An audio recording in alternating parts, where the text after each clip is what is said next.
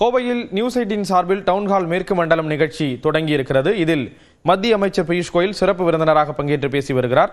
அதனை நேரலையில் பார்க்கலாம். There was a time young children would typically go to college and run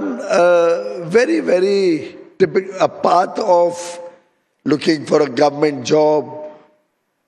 Depending on your marks, you decide to go become an engineer or a doctor. And it was less your interest, more circumstances would determine our fate.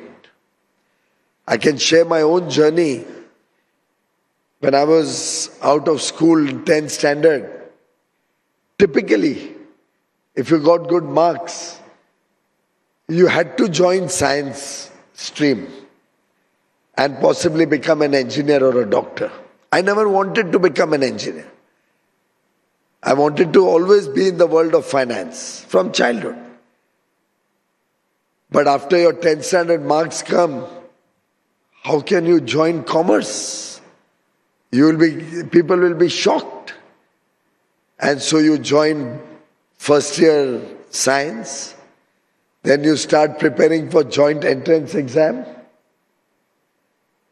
ready to become an engineer, try to get admission in a good engineering college. I was going down that path, much to my dissatisfaction.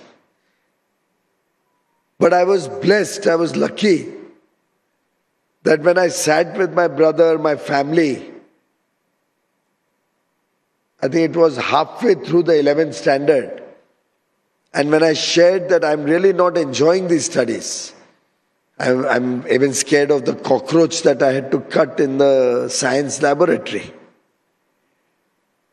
And the family said, no, you pursue your own path. So instead of becoming a lousy engineer, like Mr. Madhavan in Three Idiots, you've seen Three Idiots, the movie? How many of you have seen it? It came in Tamil also, wow. I think many of my young friends have not seen it.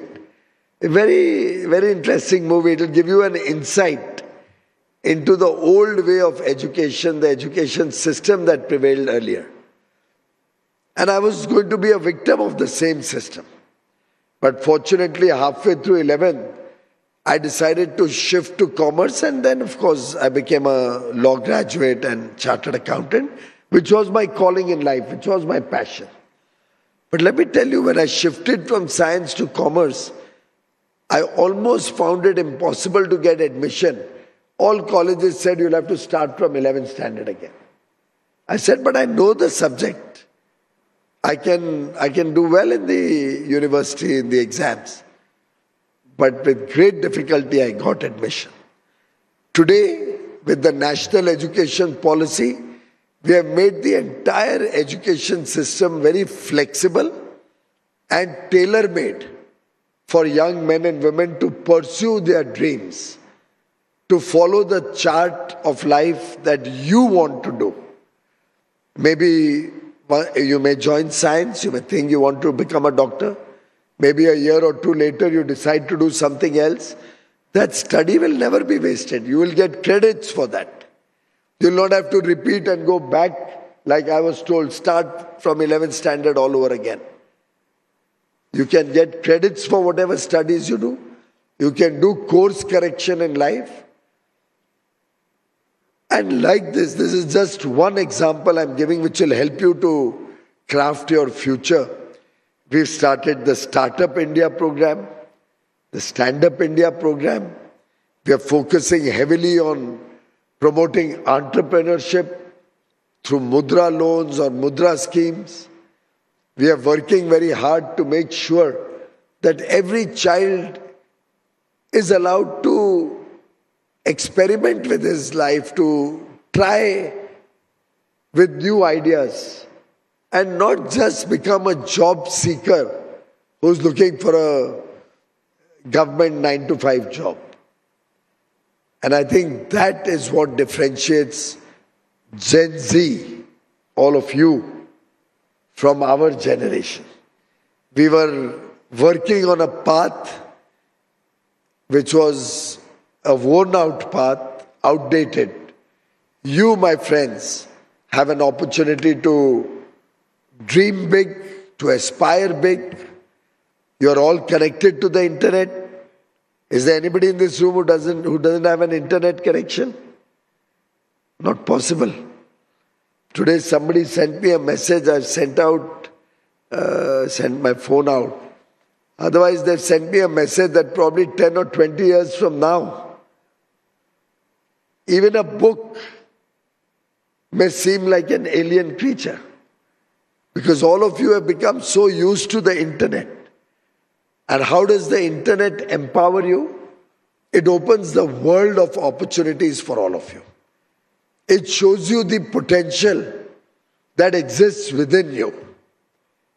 When you are exploring or surfing the net, you may find that there is some creative activity that attracts you. You may find some new product that you think you can introduce in India, which may be available in some other part of the world. Some new service that as a startup entrepreneur you may like to provide. And today we have almost 3 lakh startups registered in the industry ministry in Delhi. When we launched Startup India 10 years ago, it was 500. From 500, it has grown to 3 lakh. That's because young men and women are today experimenting with the unknown. They're exploring new ideas. There is an inquisitiveness which we want to promote. And that, friends, is the reason why the world is looking up to India. The world recognizes that India has talent, that India has skills which are unparalleled. இடைவேளைக்கு பிறகு மேலும் பல்வேறு செய்திகளை தொடர்ந்து பார்க்கலாம்.